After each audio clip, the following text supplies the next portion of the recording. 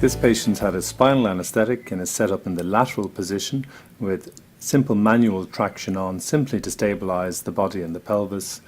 About 50-50 surgeons in the UK do either supine or lateral, and it's really surgeon choice. I chose the lateral because that's how I do my hip replacements, and so for me it was a natural decision. When assessing where to put your portals, we use the gridded trochanter as the landmark. Initially I put a single needle in through the joint under X-ray control to ensure that there's no scuffing to either the acetabulum or the femoral head.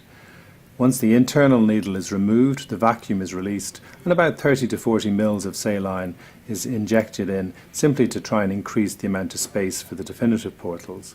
Once that's done, that needle is removed and then replaced in the proper camera position, which is just anterior to the tip of the trochanter.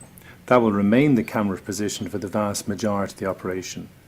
At this point we increase the traction, but we do try and keep the traction time down to a minimum, mainly because it seems to decrease the amount of pain the patient will get afterwards, and other complications such as nerve injury or groin bruising.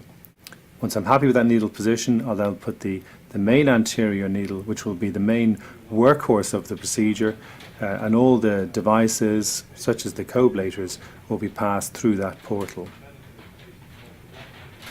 This is always done under X-ray control for safety reasons.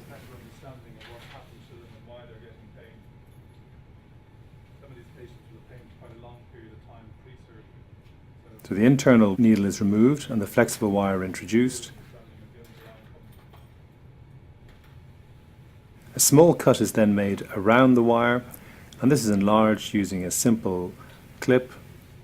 And under X-ray control, the smallest of the cannulas, which is 4.5 millimeters, is introduced on a handle over the flexible wire and in through the joint. Sometimes this cannula can be placed through the labrum, but this can be adjusted later on when the cameras are switched.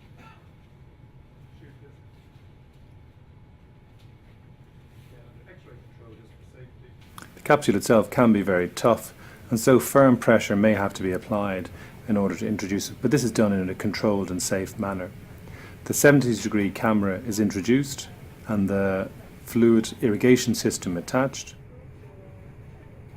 Then the cannula can be introduced through the anterior portal in a controlled and safe environment under direct vision.